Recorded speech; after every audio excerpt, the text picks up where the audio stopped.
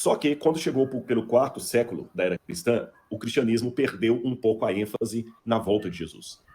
Não perderam a crença que Jesus iria voltar, mas ela se resumiu a um apêndice do credo apostólico. Creio em Deus Pai Todo-Poderoso, Criador dos céus e da terra, creio em Jesus Cristo, o único Filho. Aí fala no final que está sentado à direita do poder, de onde há de vir a julgar os vivos e os mortos, que quem é católico conhece. Mas a volta de Jesus ficou agora limitada a um apêndice do credo, não é mais uma proclamação que as pessoas fazem a plenos pulmões.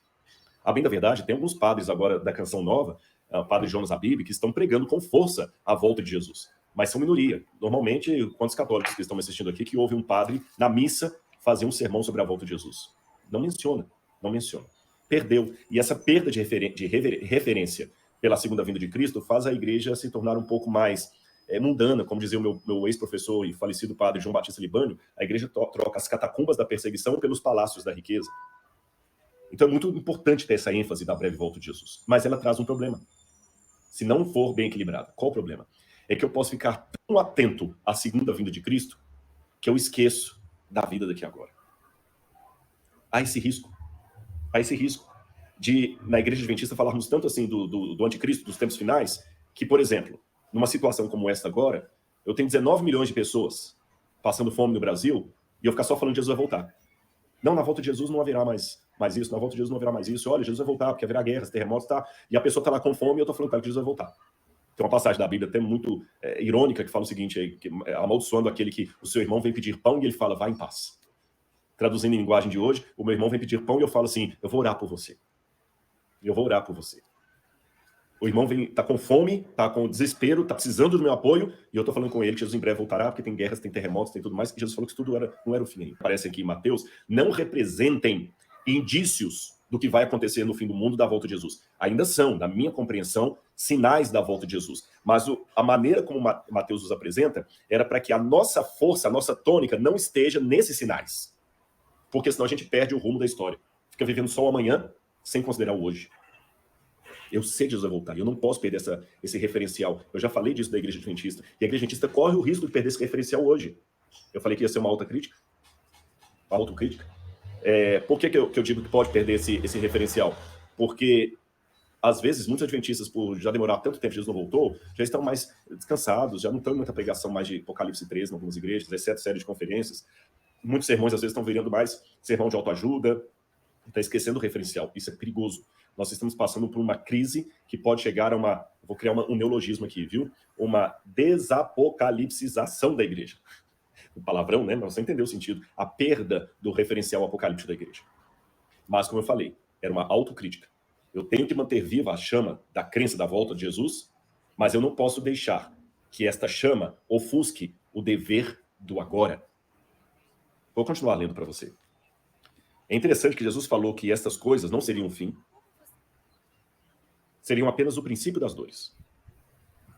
Quando Jesus falou isso para os discípulos, eles mesmos atrelavam a vinda do Messias a muita guerra, conflito. Lembra que eu falei com vocês que eles estavam esperando um Messias que viesse com um exército poderoso, expulsasse os malditos e odiados demônios romanos e trouxesse a paz mundial através de Israel, como sendo o reino maior do mundo? Lembra disso? Aí Jesus fala com eles assim, calma, a minha vida não tem nada a ver com guerra humana, nem com terremotos. Eles pensavam que o Messias ia proclamar um terremoto que ia destruir Roma. Havia muita interpretação judaica daquela época nesse sentido. Ele falou, calma, não é assim que vai ser. Eu vou vir com poder e grande glória. Mas a intervenção não vai ser desse jeito que vocês estão pensando, olhando para os negócios desse mundo. Aliás, até uma notinha de rodapé aqui, tem uma passagem do Talmud que me chamou muito a atenção, que era um debate dos rabinos sobre como viria o Messias. Em glória e majestade, como aponta o livro de Daniel, ou humilde num jumentinho, como aponta o livro de Zacarias. E os rabinos não sabiam entender. Afinal de contas, ele virá humilde montado num jumentinho, ou virá em glória e majestade, como diz Daniel? Ora, a resposta que Jesus dá, ele virá das duas maneiras. Na primeira vinda dele, ele veio humilde no jumentinho, como ele entrou em Jerusalém. Mas na segunda vinda dele, ele virá com poder e grande glória. Agora, de que maneira que ele não virá com um exército humano para, através de política humana, resolver os problemas desse mundo, como esperavam os discípulos? Então, eles ficavam, todo judeu da época de Jesus, que estava aguardando a vinda do Messias, ficava olhando para os acontecimentos externos a Israel como sinais, indícios de que o Messias estava chegando, uma derrocada em Roma, um terremoto que provocou o prejuízo de Roma, uma praga que caiu numa cidade. Olha, o Messias está por vir, o Messias está por vir. E Jesus quis mostrar que não são sinais externos ao povo de Deus que indicarão que ele está por vir. E aqui que vem o ponto. Porque a semelhança dos judeus do primeiro século, a semelhança dos discípulos de Jesus, nós sejamos adventistas ou irmãos de outras igrejas que acreditam na volta de Jesus, ou que pelo menos ouviram falar da volta de Jesus, estamos sempre com o olhar debruçado sobre a janela, percebendo o que está acontecendo fora do povo de Deus, como indicativo claro, inequívoco, de que Jesus está perto de voltar. Eu mesmo admito para vocês que eu tenho esse sotaque, esse ranço na minha fala. Olha, Jesus está perto de voltar. A gente conversa com algumas pessoas mais velhas. Olha, esse mundo, meu pai já dizia que a gente ia ver coisas absurdas, né, terríveis. A gente está vendo agora, Jesus vai voltar. Olha, Jesus vai voltar, porque agora está uma coisa terrível no mundo. O filho não está respeitando o pai não está respeitando o filho. Jesus vai voltar. Eu confesso a vocês que eu estou começando a mudar um pouco minha fala. Porque Jesus falou que isso aqui, apesar de serem indicativos, indícios da volta dele, isso aqui ia acontecer durante toda a época. Ele mesmo falou, olha, vocês irão falar de guerras, rumores de guerras, mas isso não é o fim. Isso é apenas o princípio das dores. Não é o fim. Então, se não é o fim, quando vir guerras, terremotos, aquilo vai me lembrar que Jesus vai voltar, mas não vai me garantir que ele está voltando agora. Rodrigo, você está dando um nó na minha cabeça, que toda vez que eu dei estudo bíblico, a minha ênfase era em terremotos, essas coisas. Tudo bem, não é que você ensinou heresia, não. Isso está na Bíblia. Mas a ênfase da brevidade da volta dele não são esses eventos externos. Então a questão não é eu ficar olhando pela janela o que está acontecendo nos Estados Unidos, o que está acontecendo no Vaticano, o que está acontecendo na Bolsa de Valores, como indicativo. É lógico, você vai encontrar sermões meus na internet, onde eu faço uma leitura sociológica do que está acontecendo no mundo agora, e de maneira sociológica eu chego à conclusão que o mundo está realmente preparado agora para que o anticristo assuma o governo mundial. Eu tenho muitos indícios disso. Pela primeira vez, vou dar uns 2 ou 3 aqui para recapitular, mas você pode assistir esses sermões meus, estão aí no meu canal do YouTube, na Igreja Adventista, algumas semanas de oração que eu fiz sobre o Apocalipse. Eu vou dar alguns sinais para vocês aqui, alguns indícios que me mostram que agora, mais do que nunca na história, o mundo está política e socialmente preparado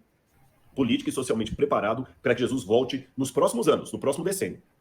Quer exemplos? Vamos lá. Sempre houve epidemias no mundo. Mas pandemia, no sentido literal da palavra, é a primeira vez. Eu sei que alguém pode falar, Rodrigo, desculpa, fala bobagem, não, eu sou médico, há outras pandemias registradas na história, você não fala do que você não sabe.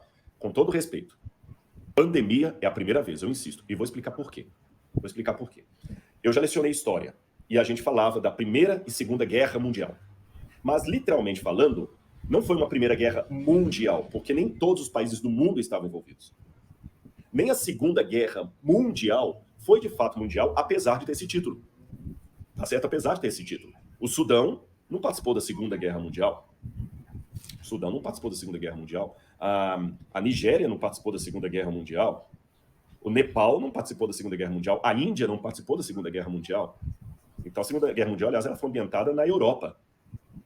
O Brasil mandou expedicionários para a Segunda Guerra Mundial, mas aqui não teve uma bomba que caiu aqui. Tem uma história mal contada de um navio que foi torpedeado lá em Recife, que acham que eram alemães, etc. Mas, de qualquer maneira, nenhum cidadão brasileiro teve que ter uma casa derrubada por uma bomba que caiu do céu. Então, a Segunda Guerra Mundial não foi, de fato, mundial. E quando eu vou ao dicionário, eu descubro que a diferença de epidemia para pandemia é que a epidemia é regional, a pandemia é mundial. E pela primeira vez na história, eu tenho uma tragédia que é, de fato, mundial. Não houve um país que ficou sem usar máscara.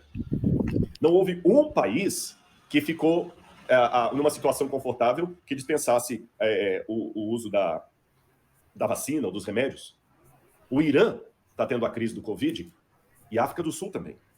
E o Afeganistão também. E o Iraque também. E Israel também. Estados Unidos também. Luxemburgo também. Países ricos, países pobres, países inimigos. Todo mundo está aqui. O discurso é para todos. Agora a gente está falando assim, pois é, gente, o ebola que aconteceu lá na África. Não, eu estou falando do Covid que aconteceu na minha rua. Ou seja, agora eu estou falando de uma pandemia literal. Segunda coisa que é característica desse mundo.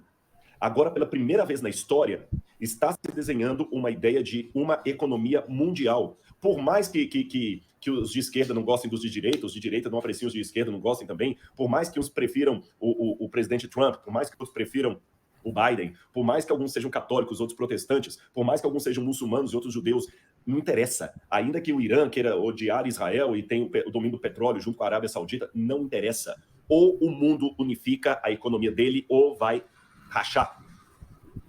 Não é questão de quem gosta ou não gosta, não tem outro jeito. É o que tem. Então, realmente, agora nós temos o caminho preparado para um governo único, mesmo que o de esquerda continue de esquerda, o de direita, o comunista continue comunista, o socialista socialista, o capitalista capitalista, o liberal capitalista, não interessa. Tem que ter uma agenda única.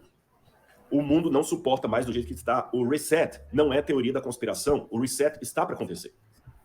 Então, gente, eu olhando para o mundo, essa é a ênfase que eu dou nos sermões, o mundo tem realmente um cenário prontinho, prontinho, para que o anticristo previsto em Apocalipse 13 comece a atuar. Eu tenho certeza acadêmica disso, de estudo.